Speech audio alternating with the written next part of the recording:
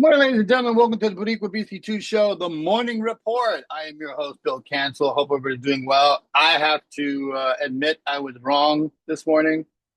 Sadly wrong this morning. Although the heat wave has officially ended for some drug-induced reason, I thought today was going to be a much nicer day. I'm a day off. It's 77 outside right now with 100% humidity.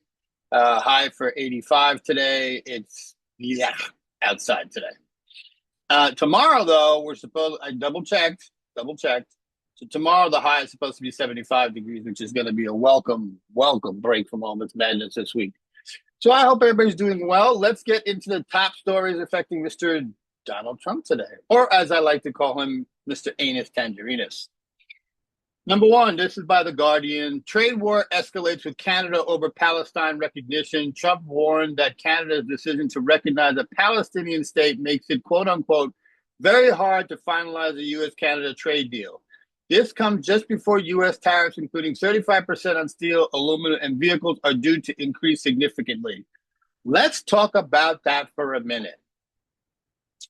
Isn't Donald Trump the same guy who met with Mr. Carney in Canada, who said we agreed to a trade deal and then dropped the papers on the floor? That guy? So what is he warning about to finalize a U.S. deal? I thought it was finalized. He said it was. Don't tell me that he actually lied again. No.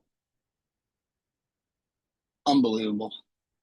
Second one from Reuters, tariffs imposed on India and Brazil, because nothing says, like, I don't know what the fuck I'm doing by imposing more tariffs, right? On the eve of his self-imposed deadline, Trump slapped a 25% tariff on Indian goods and 50% on most Brazilian exports.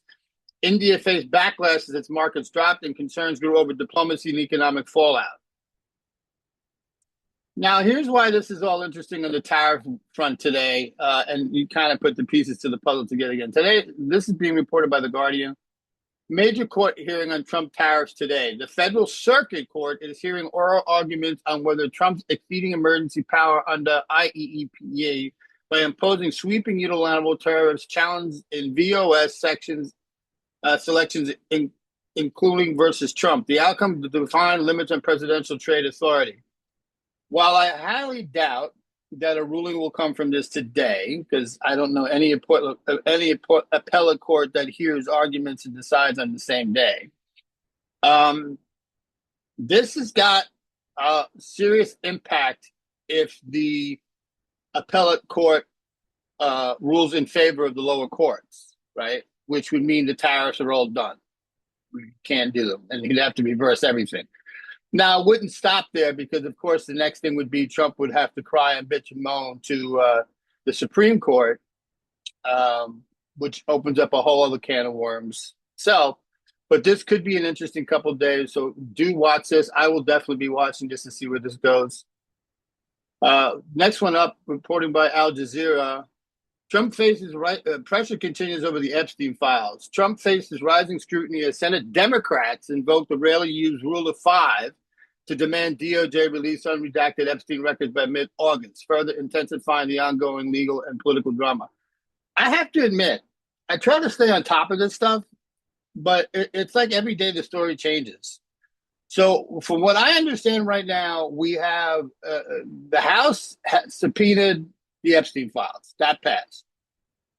The House has subpoenaed Ghislaine Maxwell to come in on August 5th next week to testify next week. She doesn't have immunity to do that. And now the Senate Democrats invoked because it's the Senate that's doing this? I don't understand.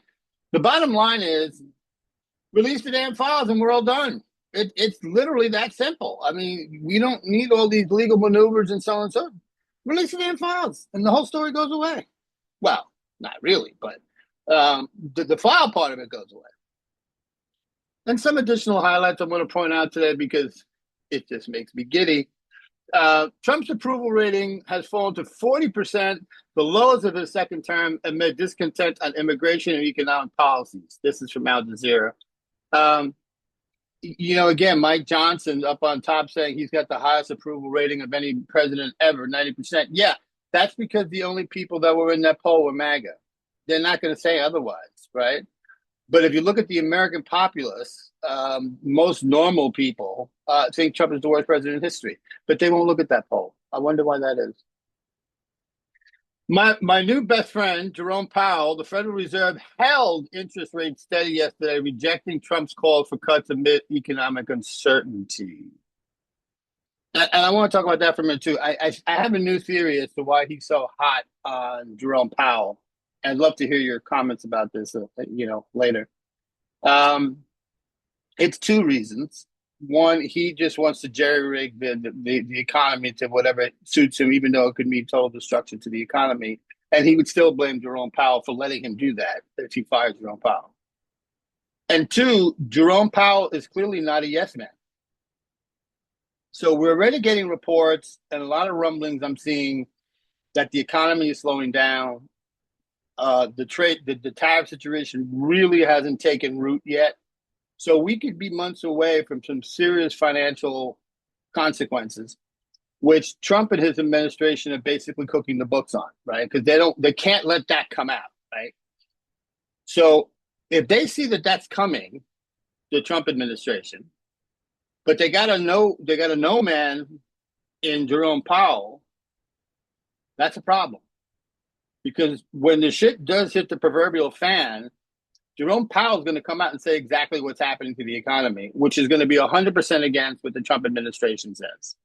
So be ready for that. And I made a skeet this morning about that, and I'm calling it out here as well, too. We need all economists on social media to be on the U.S. economy and report about it daily. We need all the independent reporters out there and so on and so forth. We can't wake up one day and say, oh, shit, we're in a recession. We can't as a country.